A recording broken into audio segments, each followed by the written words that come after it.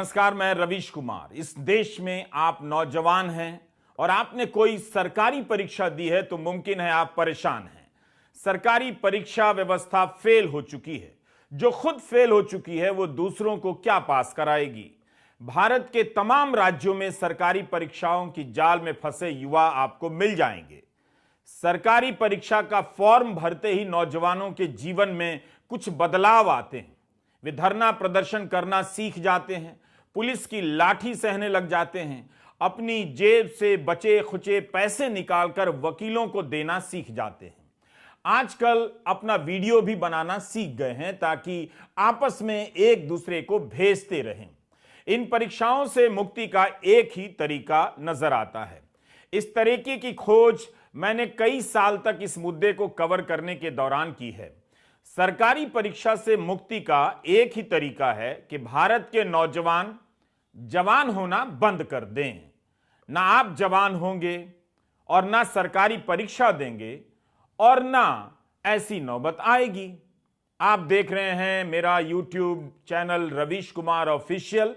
इसे सब्सक्राइब कीजिए और यदि आपकी आर्थिक क्षमता ठीक है तो ज्वाइन करने के बारे में भी सोचिए। यह चैनल फेसबुक पर भी मौजूद है। पुलिस ने यहां लाठीचार्ज कर दिया है और छात्रों को दौरा दौरा कर पीटा जा रहा है। जो बिहार से लेकर मध्य प्रदेश और असम से लेकर बंगाल या झारखंड तक के ऐसे नौजवान अगर इस वीडियो को देख रहे हैं तो हमें कतई मैसेज ना करें। यह समस्या इतनी बड़ी है कि मैं अकेले हर जगह का कवर नहीं कर सकता और ना करूंगा क्योंकि संसाधन नहीं है। जब भी इस तरह का वीडियो करूं, इसे आप अपनी समस्याओं का प्रतिनिधि वीडियो मान लीजिए। बंगाल का है तो बिहार का मान लीजिए, उत्तराखंड का है तो मध्य प्रदेश का मान लीजिए। ये सभी खबरें छप चुकी हैं और इनका कोई असर नहीं है क्योंकि सरकार का काम बाकी मुद्दों से चल जाता है। अच्छा होता भारत के नौजवान और भारत की जनता इन खबरों को पढ़कर कम से कम इतना ही समझ लेती कि हमारे नौजवानों को किस किस यातना से गुजरना पड़ता है, उनसे सहानुभूति रख लेती। क्या हो गया? क्या हुआ आपके साथ? अरे यकीन ना हो तो उत्तराखंड से छपने वाले अखबारों को उठाकर देख लीजिए। 13 जनवरी के अखबारों में पेपर लीक और गिरफ्तारी की खबरें भरी पड़ी हैं। 8 जनवरी को पटवारी की परीक्षा हुई थी जिसे रद्द कर दी गई। परीक्षा में शामिल हुए 1,14,071 अभ्यर्थियों को दोबारा परीक्षा देनी होगी। राजस्व पेपर लीक मामले में लोक सेवा आयोग के अनुभाग अधिकारी और उसकी पत्नी सहित 5 लोग गिरफ्तार हुए हैं। उत्तराखंड लोक सेवा आयोग ने परीक्षा निरस्त की है। अब 12 फरवरी को फिर से परीक्षा कराई जाएगी। एसटीएफ के एसएसपी आयुष अग्रवाल ने बताया है कि लोक सेवा के अधिकारी संजीव चतुर्वेदी ने अपने कार्यालय से प्रश्न पत्र लीक किया और अपनी पत्नी ऋतु के जरिए लीक किया और अपने करीबियों को पहुंचा दिया, जिसके बदले में कथित रूप से उन्हें पैसे मिले। सरकारी परीक्षा एक गुफा के समान है जिसमें प्रवेश करने वाला नौजवान कई वर्षों तक अंधेरे में रहता है, इस उम्मीद में कि दूसरी छोर पर रोशनी दिखाई देगी।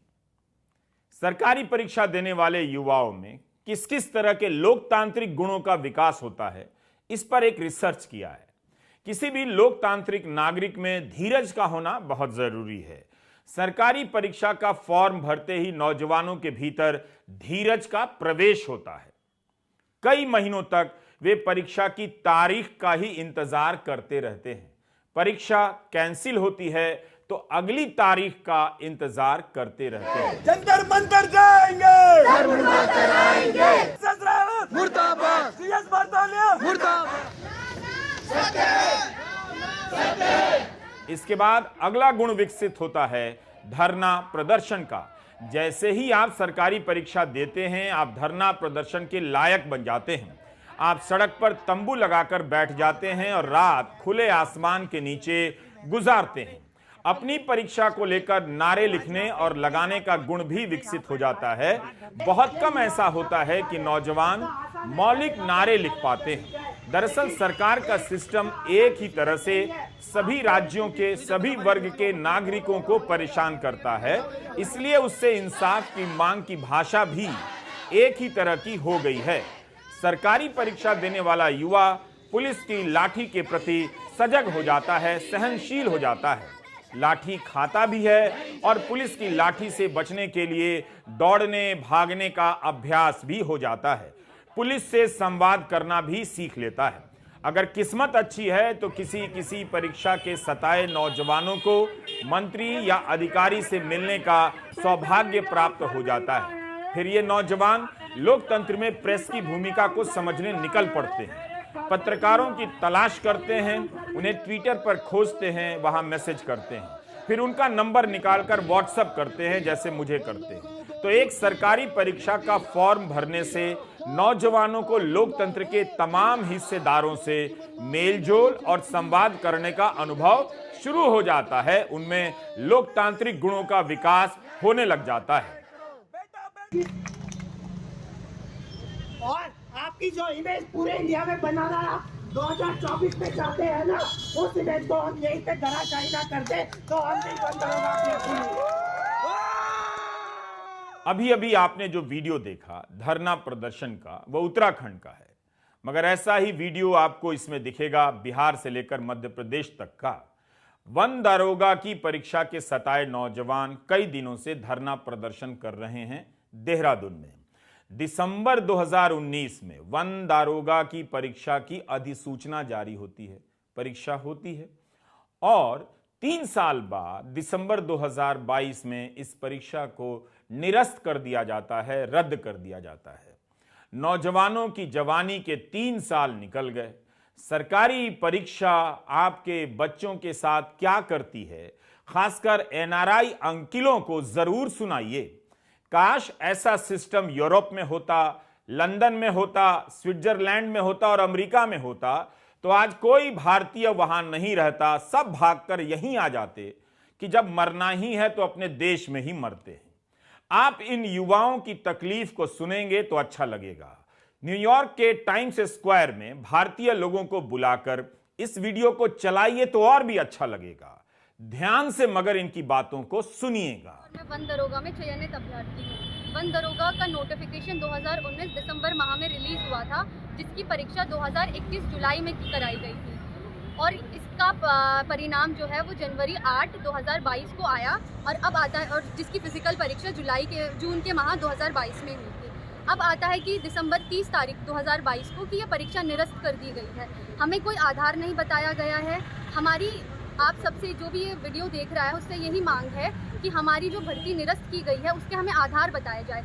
जो पूर्व चेयरमैन हैं UKSSC के एस राजू जी, वो हमें कहते हैं कि सेग्रीगेशन पॉसिबल हो सकता है क्योंकि हमारी भर्ती ऑनलाइन माध्यम से की गई थी। STF कहती है कि जांच अभी पूरी नहीं हुई है। हमारी इस पोस्ट में 316 पद थे, जिसमें से 620 को फिजिकल के लिए बुलाया गया था, दुगने।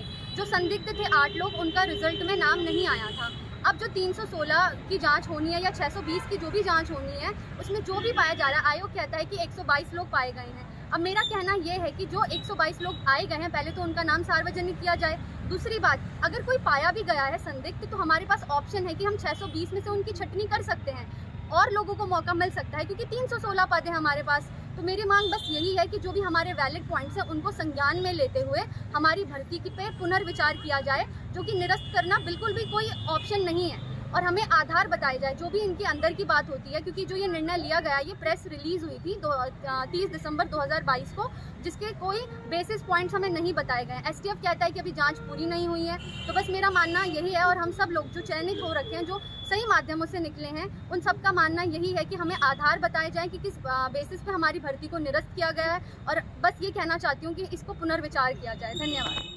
मूल बात है कि 2019 में परीक्षा की अधिसूचना जारी होती है और परीक्षा होती भी है।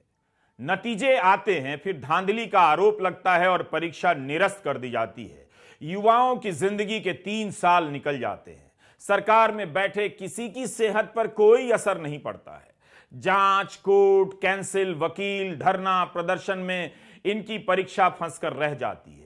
दरअसल हम इन युवाओं को केवल धरना प्रदर्शन करते हुए देखते हैं, उनके जीवन में झांक कर नहीं देखते कि आ कहां से रहे हैं, इनके सपने क्या हैं, इनके पिता क्या करते हैं, इनकी मां क्या करती हैं, किन मुश्किलों का सामना करते हुए ये स्कूल कॉलेज गए और अब इस परीक्षा तक पहुंचे हैं। क्योंकि आप छोटे वीडियो देखने लगे हैं, शॉर्ट वीडियो देखने लगे हैं, रील्स देखने लगे हैं। आपको बीमार किया जा रहा है।